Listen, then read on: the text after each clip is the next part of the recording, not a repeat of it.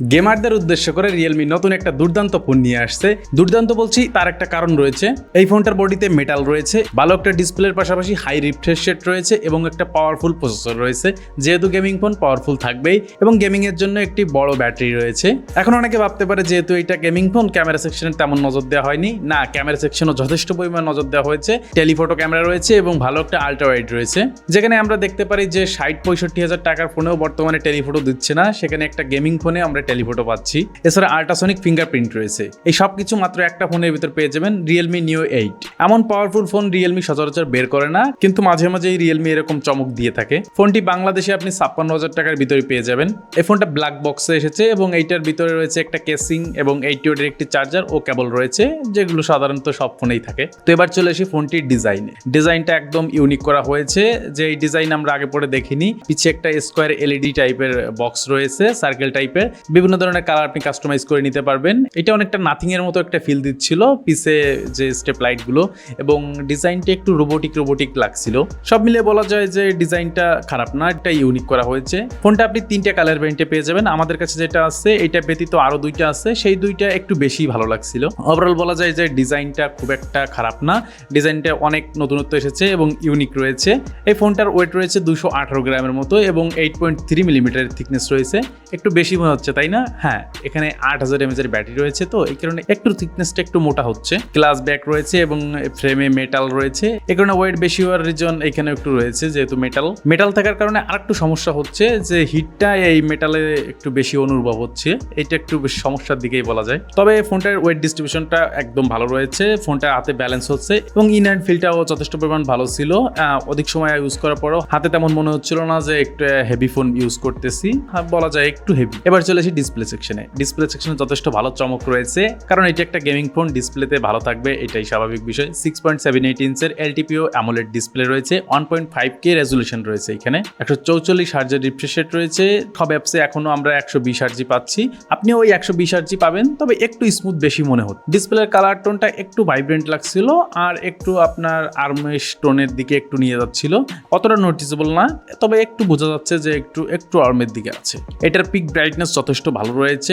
HBM brightness রয়েছে প্রায় 3800 এবং পিক ব্রাইটনেস রয়েছে 6500।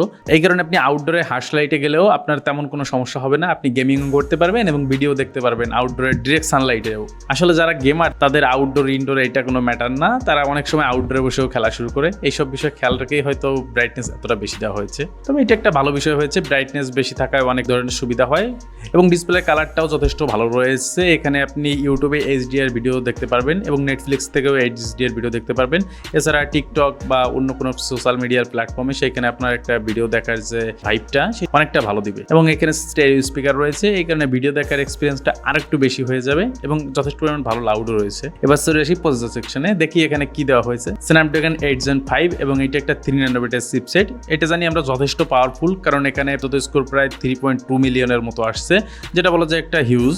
এবং আমরা গিগজেন্স টেস্ট করা হয়েছে, এখানে সিঙ্গেল করে 2980 মতো স্কোর করছে এবং মাল্টি করে 9982 মতো বা 32 মতো স্কোর করছে। এটা একটা ফ্ল্যাগশিপ লেভেলের পারফরমেন্স বলা যায়। এবং এখানে LPDDR5X র্যাম রয়েছে এবং স্টোরেজ টাইপ 4.1 রয়েছে, যেটা বলা যায় যথেষ্ট ভালো রয়েছে। এবং এটার র্যাম ম্যানেজমেন্ট যথেষ্ট ভালো। ব্যাকগ্রাউন্ডে অ্যাট এ টাইম অনেকগুলো অ্যাপস রাখলেও ক্র্যাশ করতে আমরা দেখিনি বা ক্র্যাশ হয়নি, এরকম অনেকগুলো অ্যাপস নিয়ে আপনি মাল্টিটাস্কিং করতে পারবেন। এবার চলে আসি ব্যাটারি সেকশনে। থিকনেস ও ওয়েট বাড়ার বড় একটা কারণ হচ্ছে এখানে 8000 mAh এর ব্যাটারি ইউজ করা হয়েছে এবং সাথে পাচ্ছেন 80 ওয়াটের একটি ফাস্ট চার্জার। এই ব্যাটারি দিয়ে আপনি 2 দিন চালিয়ে নিতে পারবেন, তবে যারা গেমার তাদের কাছে দিন শেষেই চার্জ দেওয়া পড়বে, কারণ গেমাররা অনেকটা সময় ধরেই গেম প্লে করে থাকে। ও আচ্ছা, এই ফোনটা আরেকটা ফিচার রয়েছে, এই পিসি গেমগুলো এই ফোনে খেলতে পারবেন। এটা রিয়েলমি নিজেই ডেভেলপ করছে, এটা এখনো পুরো সম্পূর্ণভাবে আসেনি, যখন আসবে তখন আপনাদের এই বিষয়টা বিস্তারিতভাবে বুঝিয়ে দেওয়া হবে। এবং এখানে গেম অ্যাসিস্ট্যান্ট নামের একটা ফিচার রয়েছে, যেটা দিয়ে আপনাকে গেমিংয়ে অনেকভাবে হেল্প করবে। আপনার রিয়েল টাইম ফ্রেম রেট, তারপর আপনার হিট কতটা হিট জেনারেট করছে বা আপনার প্রসেসরের উপর কেমন লোড করছে, এইসব বিষয় আপনি এখান থেকে দেখতে পারবেন। এছাড়া এখানে আপনি স্ক্রিন রেকর্ড করে ভিডিও করতে পারবেন এবং সেইটা আপনার পারফরমেন্সে কোনো ধরনের প্রভাব ফেলবে না। সময় হয় না স্ক্রিন রেকর্ড অন করলে পারফরমেন্সে অনেক ধরনের প্রভাব পড়ে, বাট এখানে তেমন ধরনের কোনো সমস্যা আমরা দেখতে পাইনি। এখানে অনেক ধরনের গেম খেলা হয়েছে, তবে একটা বিষয় এখানে পাবজিতে 60 FPS আমরা দেখতে পাচ্ছিলাম, তবে এটা তো আরো একটু বেশি থাকার কথা, হয়তো সফটওয়্যার জনিত কোনো কারণে এটা হয়েছে, তবে এটা আপডেট দিয়ে পরে ঠিক করে দেওয়া হবে। একটু বেশি সময় গেমিং করলে প্রায় 41-42 ডিগ্রির মতো হিট জেনারেট করছিল, তবে এখানে আবার ব্যাপার কুলিং চেম্বার রয়েছে, যে কারণে আবার খুব সহজে নর্মাল টেম্পারেচারে নিয়ে আসতে পারে। তবে ভালো বিষয় এখানে হচ্ছে যে ওই হিট জেনারেট করলেও ফ্রেম ডট বা আপনার পারফরমেন্সে কোনো ধরনের ড্রপ করছে না, এটা একটা ভালো বিষয়। অন্য ফোনগুলো হিট হয়, তারা পারফরমেন্সটা ড্রপ করে ফেলে বা প্রসেসরের উপর লোড কমিয়ে দেয়, যে কারণে হিট কম হয়। তবে এইখানে প্রসেসরের উপর লোড কমাচ্ছে না, হিট হলেও সেটা নর্মাল টেম্পারেচার নিয়ে আসার চেষ্টা করছে এবং পারফরমেন্সে কোনো ধরনের কম্প্রোমাইজ করা হচ্ছে না। আরেকটা খারাপ বিষয় বলা যাচ্ছে, এখানে 3.5 মিলিমিটার হেডফোন জ্যাকটা নেই। তবে আপনি টাইপ সি দিয়ে চালিয়ে নিতে পারবেন, কিন্তু এতে হয় কি যে অনেকে আবার চার্জে জুড়ে গেম প্লে করে, তো এইখানে একটু সমস্যা হচ্ছে। তো জাস্ট আপনারা একটু অ্যাডজাস্ট করে নেবেন। আর ওই যে পিসি গেমের যে বিষয়টা, ওইটা রিয়েলমি নিজেই ডেভেলপ করছে, এই কারণে আমরা এই ফিচারটা নেক্সট ডে ওপোর ফোনে আমরা দেখতে পারবো। এবার চলে আসি ক্যামেরা সেকশনে। 50 মেগাপিক্সেলের মেইন সেন্সরের সাথে 50 মেগাপিক্সেলের টেলিফোটো ক্যামেরা রয়েছে। 3.5x আপনি অপটিক্যালে জুম করতে পারবেন এবং এইটা 7x পর্যন্ত আপনি যথেষ্ট ভালো একটা রেজাল্ট পাবেন।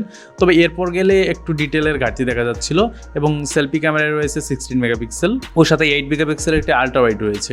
ইমেজ কোয়ালিটিও যথেষ্ট পরিমাণ ভালো ছিল। গেমিং ফোন হিসেবে ছবির কোয়ালিটি অনেক ভালো ছিল এবং ক্যামেরা সেটআপগুলো অনেক ভালো। পোর্ট্রেটে আপনি 2x 3x এ ছবি নিতে পারবেন এবং এজ ডিটেকশনগুলো যথেষ্ট ভালো ছিল। কালারটা একটু ভাইব্রেন্ট ছিল, তবে অতটা না, একদম রেডি টাইপের ছবি দিচ্ছিল, যেগুলো আপনি সোশ্যাল মিডিয়ায় ছাড়তে পারবেন। ক্যামেরার আরও কিছু ফিচার রয়েছে, তার ভিতরে আন্ডার ওয়াটার ফটোগ্রাফি রয়েছে।